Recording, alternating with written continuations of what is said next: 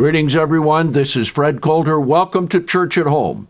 Church at Home is sponsored by the Christian Biblical Church of God, and we are dedicated to restoring original Christianity for today.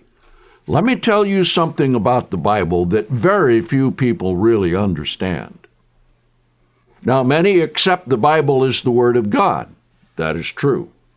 Many accept the Bible as the prophecies that tell about from the beginning to the end. That is true. Many people believe that the Bible is so that we can become good people. That is true. But let me tell you what else about the Bible.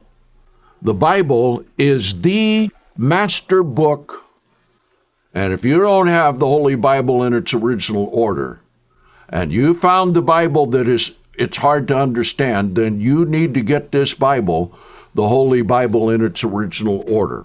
And we have a special offer right now on Church at Home.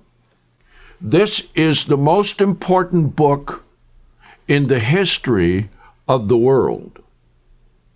And it is the most important book for living in the days that we are living in order to understand what is God doing on the earth? And what are human beings doing who live on the earth?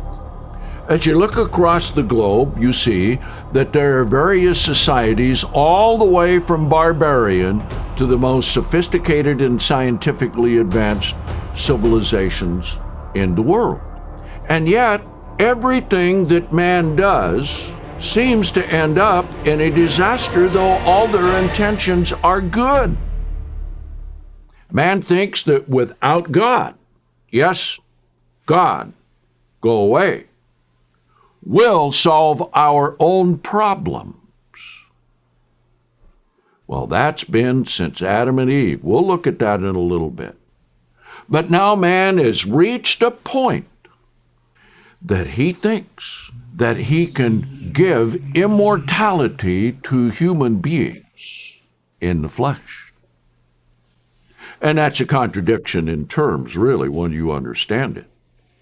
But let's come to Romans, the first chapter again, and let's see some verses which describe the progress of all civilizations and the progress of our civilization today. Now, we think we live in such a wonderful world because we have many conveniences. We think we live in a great world because we have modern scientific, incredible things that men are able to do. We'll talk about that a little later on. And yet, everything seems to be in crises, never really able to come to a point of peace and understanding.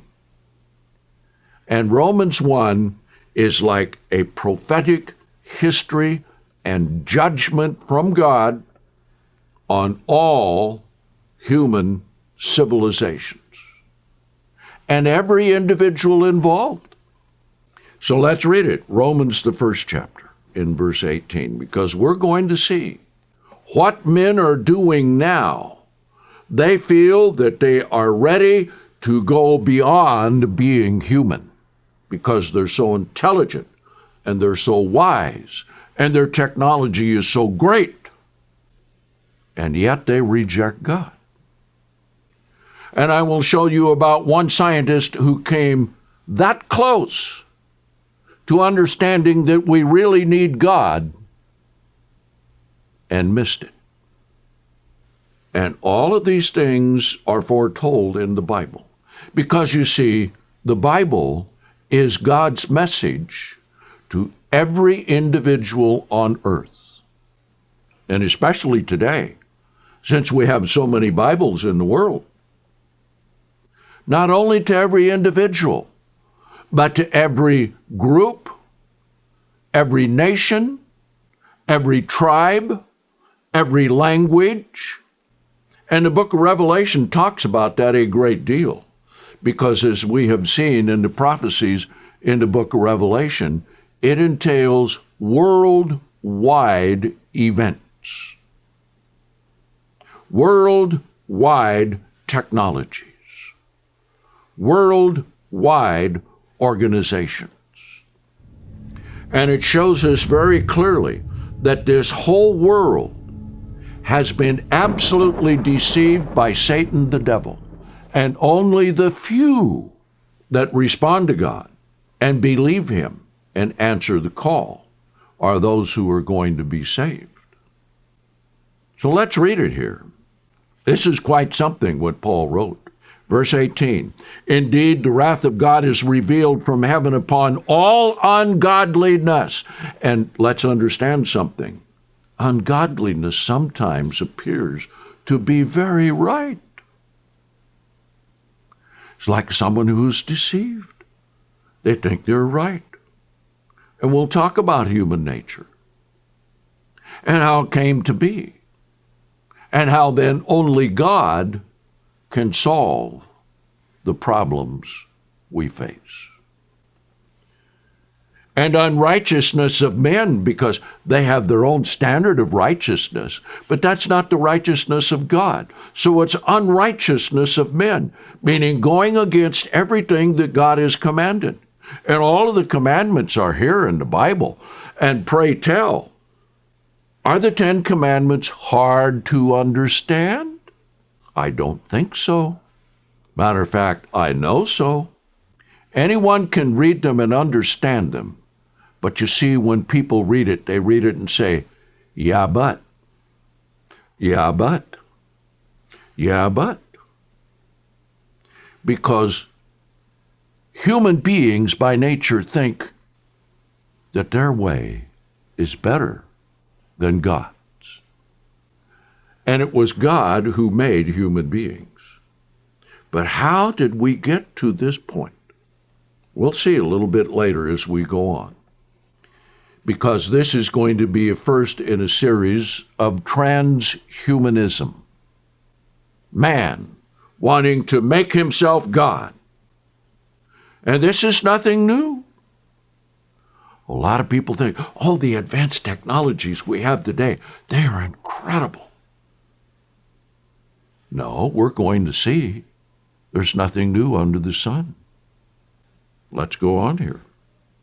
Unrighteousness of men who suppress the truth in unrighteousness, don't they? Now, suppress the truth means to hold it down, to ignore it, to reject it, to substitute it, to deny it.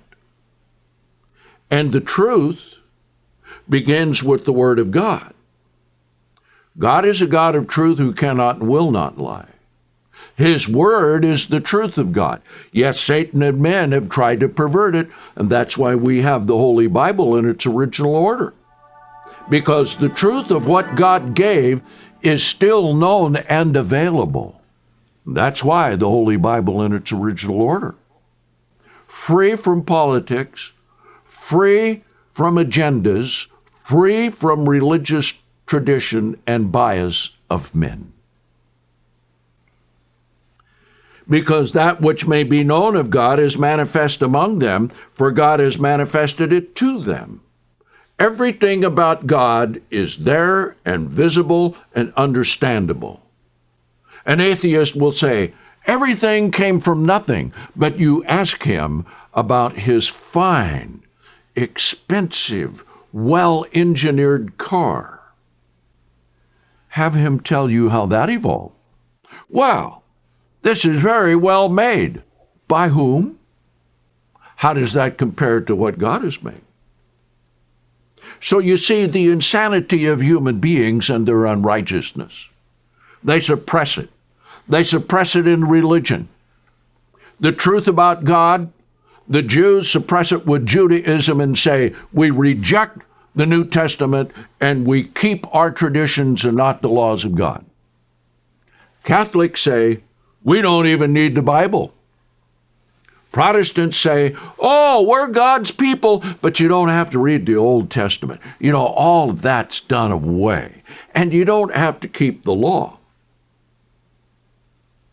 Suppressing the truth in unrighteousness.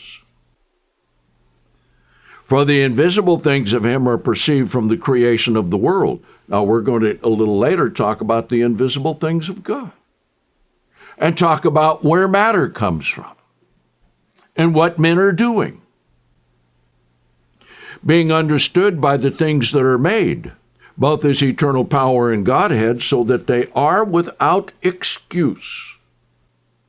Why is such death and destruction and absolute obliteration of most of human life going to come at the hand of the returning Jesus Christ? Your answer is right here. They are without excuse. What excuses do you have? You ever thought about that? Do you have a Bible? Well, God got it there to you. Have you read it? What excuse are you going to give God?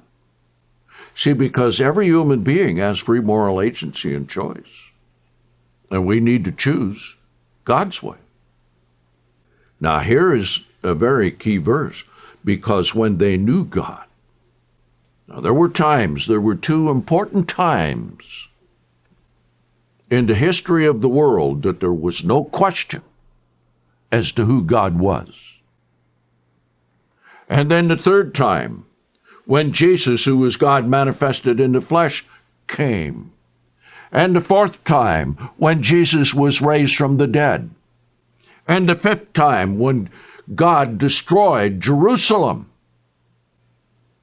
And all of the prophecies down through the book of Daniel, the 6th, the 7th, the 8th, the 9th, the 10th, every generation has had an opportunity to know God, one way or the other. They glorified him not as God, neither were thankful, but became vain in their own reasonings, their own imaginations, their own thoughts. I know more than God. I've got a theory over here.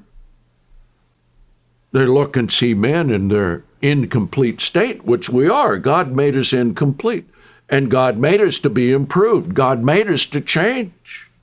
And they say, we'll make man better. But God, stay out of our lives. See, don't interfere with what we're doing, because we're so brilliant, we're so great, we are so fantastic. We are going to create a society that is going to have peace and love and joy. And we are going to create human beings. See, no more evolution, see. Oh, they say, we believe in evolution, and then when it comes to transhumanism, they deny evolution because then they have to change it by direction. They have to change it by recreating, by transference of genes. But became vain in their own reasonings, and their foolish hearts were darkened. They reject God. They worship and idolize their own minds and the intellectual minds of others, while professing themselves to be the wise one. Yes, we are the elite. We are educated. We have the knowledge. We have the scientific things that we can do. They became fools. And we'll see how they became fools. Now, there's a penalty for all of this, because God abandons people to their own lusts, to their own sins. You abandon God, God will abandon you. You claim God for yourself in a way that is not repentant and coming to God, you destroy yourself. You destroy other people. And how is it that human nature is the way that it is? And what on earth is going on? Now, there is a book out that is called Transhumanism, Destroying the Barriers. How are they going to do that? See, there are certain barriers that human beings come up against. One of them is, if you stop breathing, you're dead. How are you going to change that? For the past 20 years, the emerging field of science known as transgenics has evolved from genetically engineered food to the more complex and complicated field of transhumanism, where animal DNA can now be spliced into human DNA, creating the promising yet frightening possibility of a new form of human. We are going to be able to do things with genetics. We'll be able to heal our bodies. We'll be able to make ourselves stronger. There was a great deal of promise that was emerging quickly, and the science to back it up, at least in theory. Animals can also see into areas of the light spectrum that we cannot see into. And that is viewed in transhumanism as a future benefit, and even one of the causal reasons we would want to merge ourselves with the animal kingdom so that we can open these new modes of perception into realities that right now we are blinded to. Professor Francis Fukuyama reviewed emerging fields of science and then the philosophy of transhumanism, in which he considered the combination of those two to probably be the most dangerous science and technological and philosophical concepts in the history of mankind, which he believes could very quickly lead to an extinction level event. In the way that in the past, between the Soviet Union and the United States, we were in an arms race over nuclear arms, transhumanism is the near future arms race, and it is considered to be of such importance that the top scientific mind at the Pentagon put out a press release recently called Jason's Fear Brain-Modified Foes, in which they were talking about this technology in the hands of our enemies. And what they were saying was, we have to get at the forefront of this technology. See, this is how we're going to be forced into this. It's not a matter of whether we should or whether it's ethical. We have to do it. In terms of what transhumanists are aspiring to through the use of these new sciences, biotechnology, nanotechnology, neuropharmacology, they all have great ology names and ism names, but what they may do is lead us literally into the fulfillment of biblical prophecy. So it involves altering human bodies. See, we're so smart now, we know so much about the human mind, the human body, that now with our technology, we can enhance human life and bring immortality. Raymond Kurzweil says, by 2030, we will be immortal.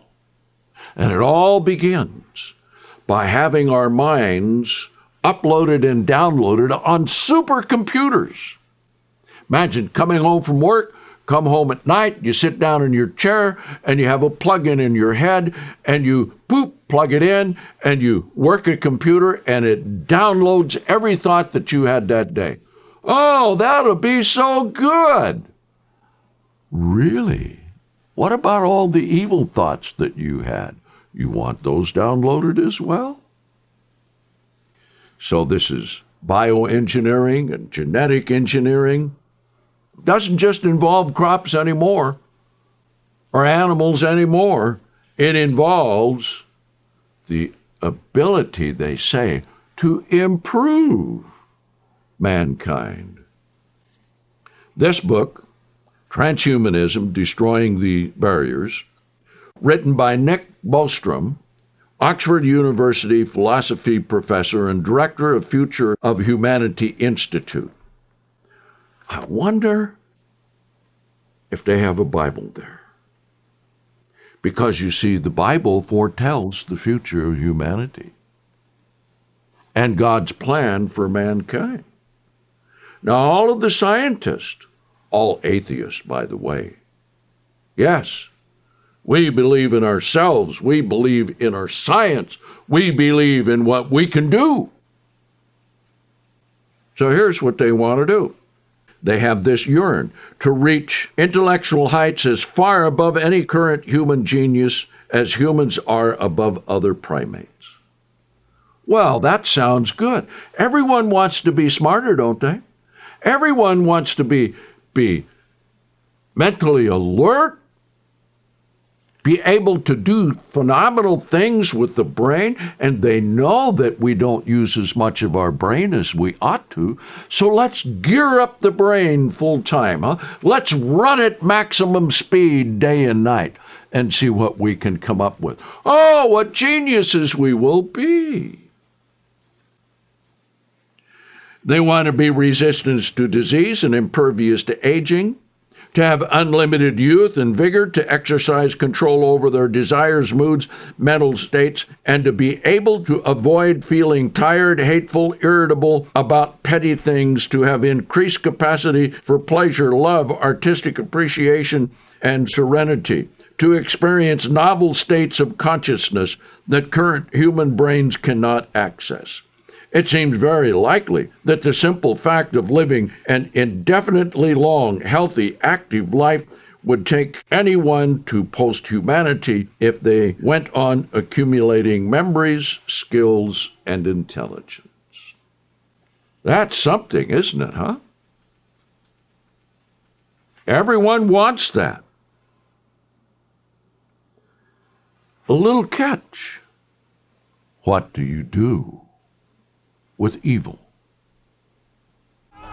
There are others who are working on the same thing, who want to produce evil things. That's the military, the Department of Defense. And the militaries of foreign countries are trying to use this new science. Now, we'll talk about the science that it involves in a little bit, to create new weapons and even indestructible soldiers. Yes, let's genetically engineer them. Let's clone them. Have you seen the movie, The Universal Soldier? Have you seen the movie where they take a little skinny man and they put him into this machine and they give him muscles and brawn, and he comes out as an improved superhuman? It's interesting. Now, my wife Dolores has always said that Satan telegraphs what he's going to do through the movies. And this is what they're doing now. Who would have ever thought that it could be? Who would have ever thought that this did happen in the history of man at one time in the past? And who would have ever thought that what we're discussing here was also foretold by Jesus Christ, that in the days leading up to his return, it would be this way? Remember what President Obama did when one of the first things when he took office?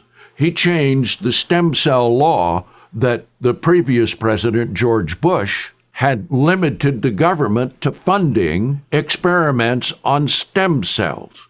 And everyone thought, well, this is only for little babies. No, this is to expand transhumanism. As he writes in this book, is we're almost talking about the creation of human-animal chimera from which those stem cells are being derived. And so now tax dollars are being used for it. Amazing. So there's an awful lot to this. This is why very few in the world of religion and philosophy have the answer unless they turn to the Bible. So living in the times that we are living in, you need the book, Lord, What Should I Do? Because God is giving a warning, and God is giving a calling, and God is going to intervene in world events at the appropriate time. And there's a lot of time that is left. And so what are we going to do when we begin seeing human beings with animal genes added to them being produced? And then these are displayed as a wonderful model for the future of human beings. We'll have greater athletes, greater soldiers, we'll have more intellectual people, we'll be able to solve our problems. So you need this book, Lord, What Should I Do? So that you can get your perspectives straightened out as to how you can begin to find the truth of God in this world. And then you need the Holy Bible in its original order so that you can read and understand with confidence that here is a Bible that is devoid of human tradition, of human laws, sticking straight to the Hebrew and the Greek of the originals to present to you the full Word of God in modern English so you can understand it. So once again, thank you for inviting me into your home. Be sure and visit our other website, cbcg.org. And so this is Fred Coulter saying, so long, everyone.